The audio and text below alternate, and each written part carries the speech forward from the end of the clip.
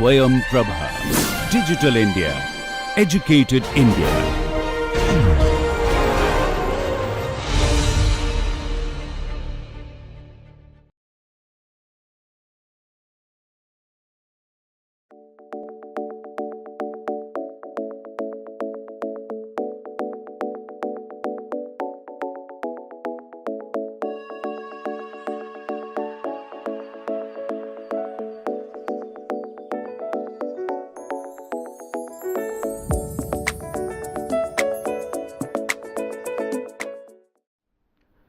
In this lecture, we begin by recapitulating some of the important theorems related to vector calculus, and then we move on with our discussion of conservation equations. We had looked at some of the vector calculus concepts in an earlier lecture, but since they are extremely important and we will keep referring to them time and again in course of our study, this would be a good juncture to have a relook at the important theorems once again. Then we will look at conversion of conservation equations from integral to differential form, from Eulerian to Lagrangian form, and towards the end of the lecture we will introduce the velocity potential equation, and then we will continue the discussion in the subsequent lecture. You may recall that in a previous lecture we had looked at line, surface and volume integrals. So, we are recapitulating it once again because they are extremely important. You recall that the first theorem, the Stokes theorem, had to do with a line integral of a vector, let us say the velocity vector v dot ds, and you find that the ds s is lowercase. So, that basically means we are talking about a small vectorial element on a curve. So, if this is a curve and it is basically a closed curve that is indicated here, and this is part of the curve where you have indicated a small element, then that element is ds, and the vector v at that point may be pointing like this, and you are basically taking a dot product of the v and ds, and then you are taking a line integral. That means, you are moving along this curve, all along this curve from a starting point and back again, and that would give you the left hand side expression. What does it equate with on the right hand side?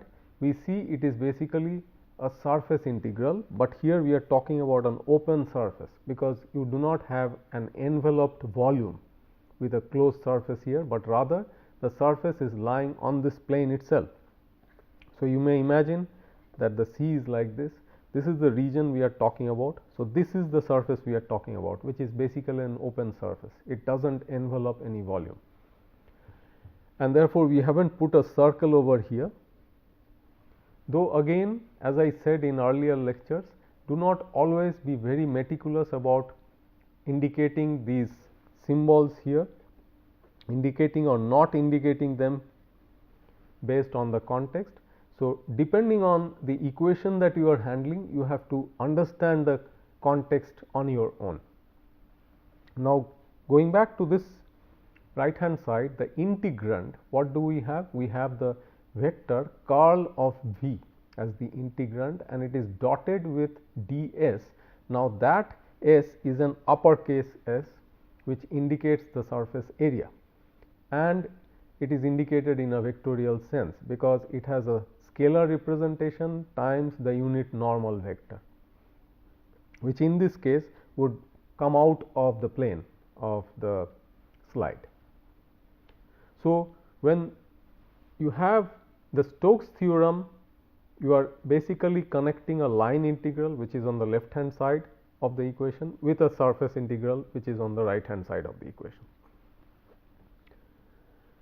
Now, in aerodynamics, this finds a huge application where we talk about connecting circulation with vorticity. So, circulation is basically defined as negative of the line integral of v dot ds along a closed curve, and that closed curve is basically enveloping an airfoil or a lifting surface inside, and you are trying to find out the circulation around this curve, which basically is also surrounding the airfoil. And by the Stokes theorem, that equates with the curl of the V dot ds, which basically means that if you need to have a net circulation, which would essentially mean that the airfoil or the lifting surface is indeed generating some lift, then you would also have a non-zero value of the curl of the velocity vector in that surface. So, it finds a very strong application here. We move on to the next theorem, the divergence theorem, which is widely applied when we are talking about handling different terms of our conservation equations. Here we have an area integral on the left and a volume integral on the right. Again, both are closed instead of what we had for the Stokes theorem, where they were open. And in this case, the left hand side we again have a V dot ds, but ds is in the surface area sense. It is the uppercase S, which means its area. And on the right hand side you have divergence of V times dV. Now, you may note that V dot ds on the left hand side, it produces a scalar, and obviously we expect a scalar on the right hand side too. So, divergence of velocity we have shown in earlier lectures too, that yields a scalar and it is integrated over the volume V. You therefore have a surface integral on the left and a volume integral on the right, both handling scalars, and this is what divergence theorem is all about. Finally, the gradient theorem.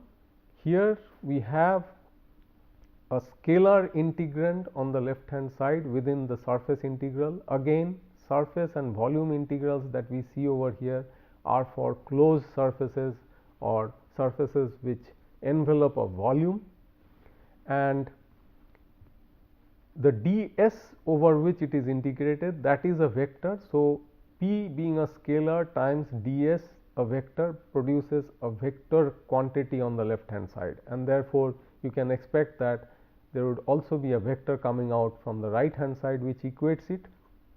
So, how does the vector show up on the right hand side? So, when you talk about gradient of a scalar, that produces a vector, gradient of P would therefore produce a vector integrated over the scalar control volume, and thereby you end up getting a vector from the right hand side. So, here we are talking about a connection between surface integral and volume integral through the gradient theorem. So, we recapped the three most important theorems concerning the vector calculus operations, and these would be of enormous importance when we handle our conservation equations. Here what we are going to discuss is we are going to begin with continuity equation in integral form, like it applies for Eulerian control volumes, and we will try to convert it to a framework where we take it to the infinitesimal fluid element. That means, we try to limit it to a point. So, we start from integral form and then we take it to a differential form involving derivatives, and therefore, we would see the connection between these different forms. You recall that when we were looking at 4 different possible forms of the governing equations, by considering control volume and infinitesimal fluid element on one hand, and Eulerian and Lagrangian framework on the other, we had these connections coming up between these equations. So, we are talking about that kind of a connection here and trying to explore it in a little more detail over here. Because we start from a control volume, we therefore write it in integral form. So, this is basically the mass conservation equation. The terms A and B, if you recall. Now, since the control volume is fixed in space, the limits of integration for the volume integral is going to be time invariant. Hence, it would not matter if the time derivative is placed inside the integral. So, we are talking about taking this into the integral, and therefore, it will be del rho del t integrated over the volume. And then for the second term, using the divergence theorem, we can write it like this.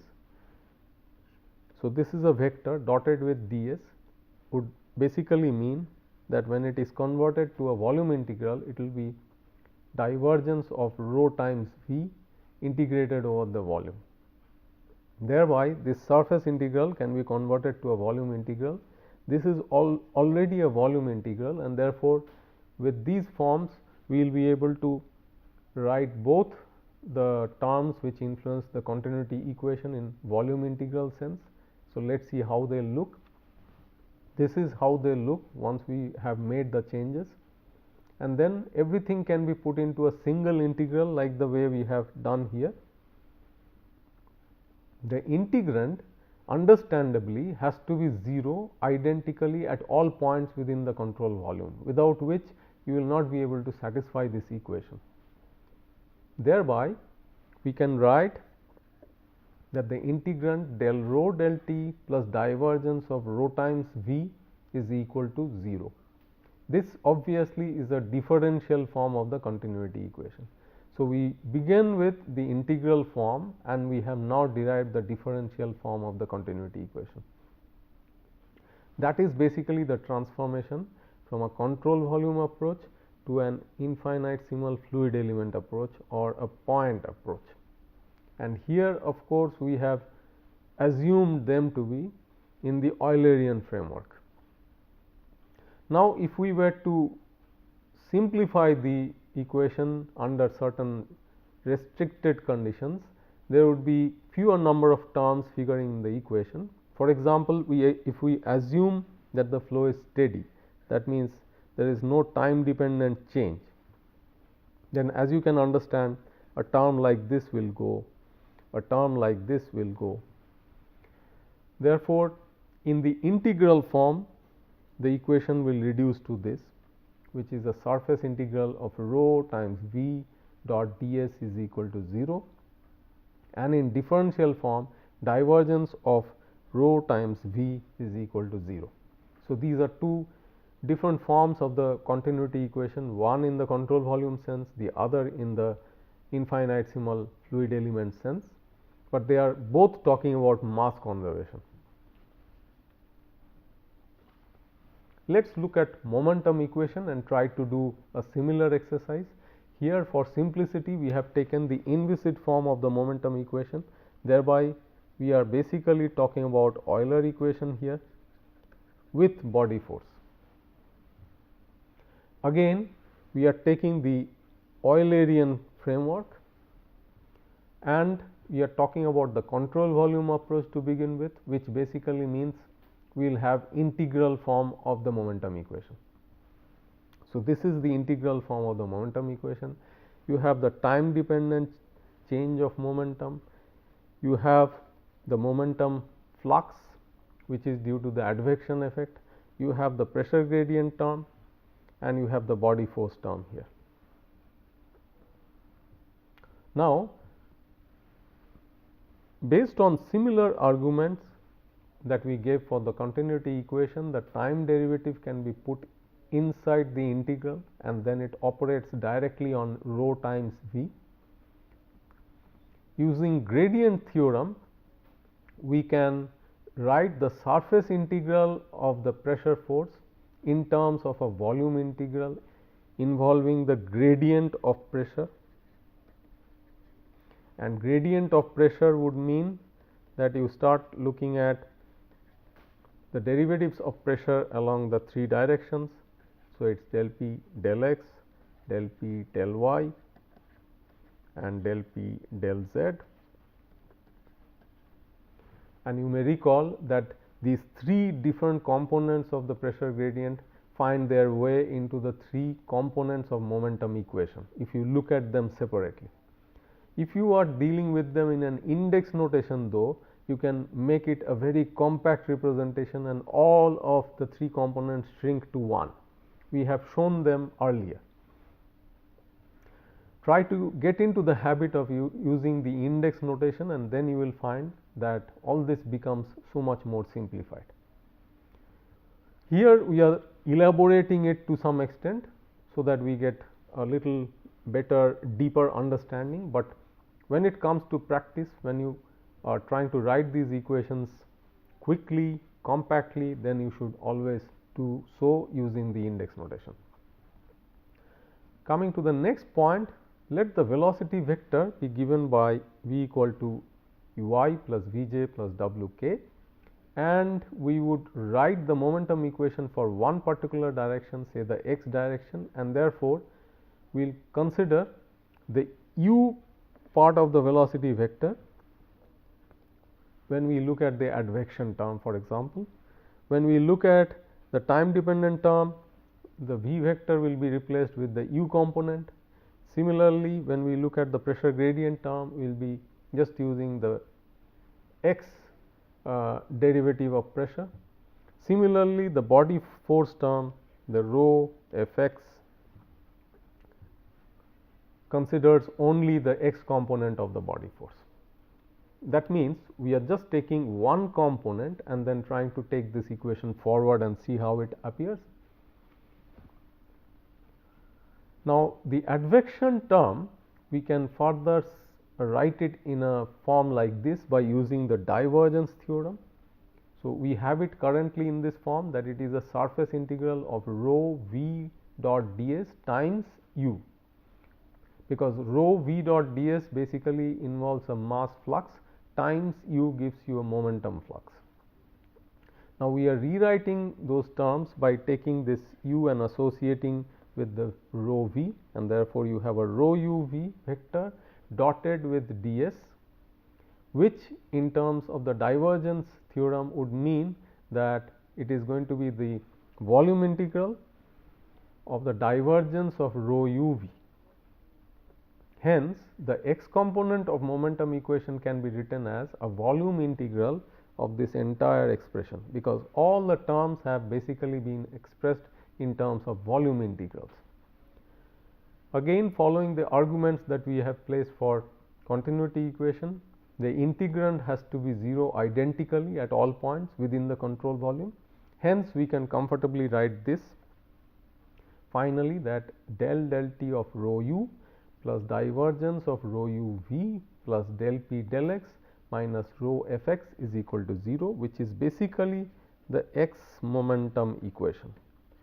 You can understand that on similar lines you can write down the y or z momentum equation, and at home you should also try writing them compactly all at a time using index notation.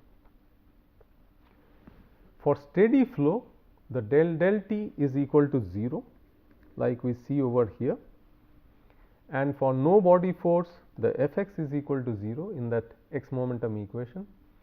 The equation therefore would get further simplified. In the integral form, it will look like this, where you have the momentum flux on the left hand side due to advection written as surface integral of rho v dot ds times v vector equals, on the right hand side, another surface integral minus p dot p times ds.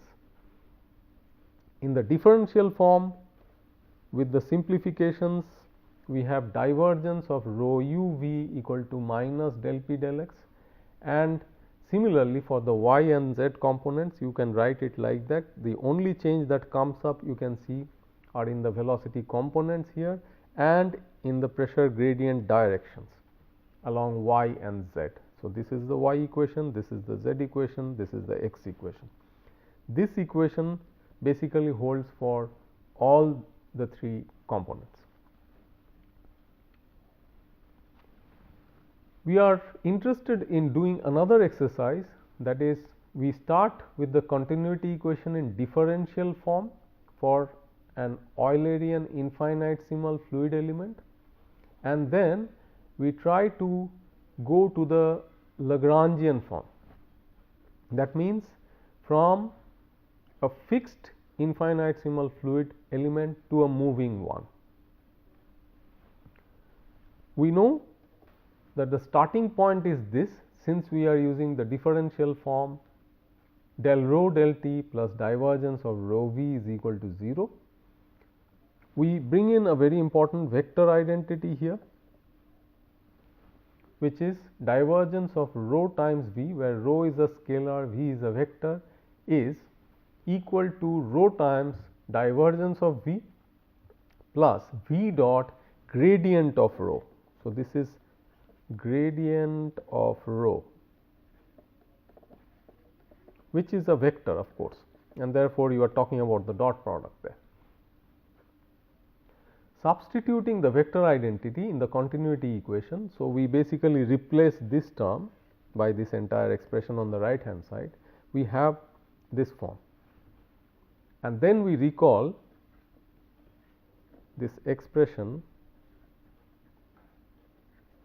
del del t plus v dot del, and that is nothing but the d dt operator, the substantial derivative, and that substantial derivative is basically acting on rho.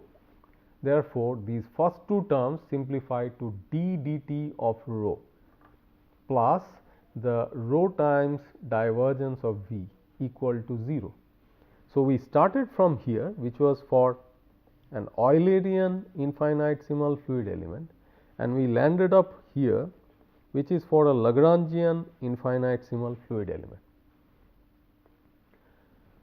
So, through these exercises we got to have better clarity about how we can move from one form to the other. Next, we are going to initiate a discussion about the irrotational assumption for defining a velocity potential, which we have already discussed to some extent. The velocity potential equation, we had a first look at it in week 1. This time we are going to derive the small perturbation equation from the velocity potential equation for supersonic flow, and then subsequently, before we finish this week's study, we will look at small perturbation equation for hypersonic flow without detailed derivation. We will just look at the final form, and then we will look at how the small perturbation in supersonic regime is of a linear form, while in the hypersonic regime it is non-linear, and this gives us some clue that the hypersonic regime is filled with non-linearity. So, this is a familiar slide to all of us.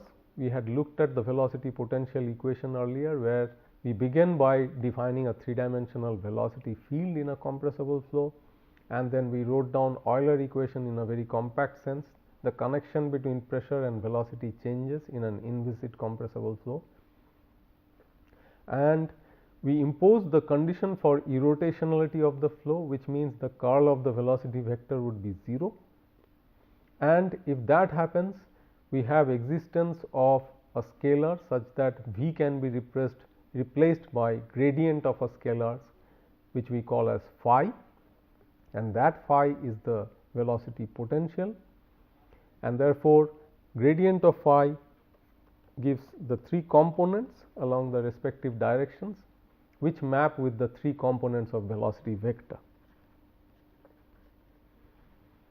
We invoke the compressible form of the continuity equation in its steady form, and that can be written like this.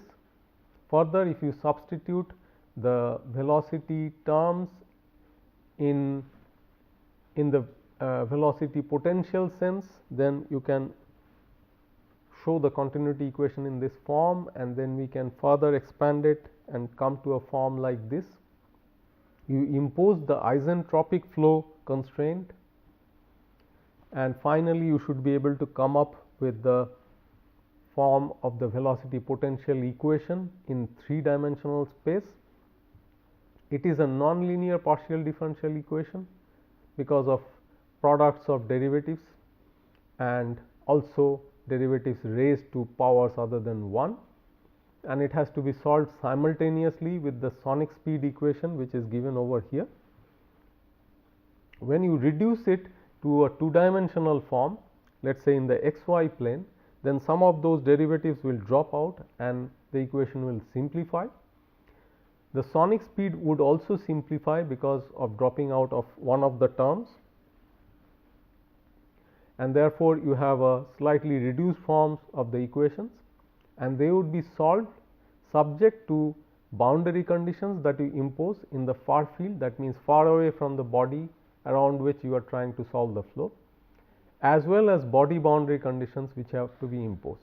So, in the far field, you see that you are imposing the condition that u is equal to the v infinity, the flow velocity along the u direction, which is nothing but del phi del x, and then v is equal to 0.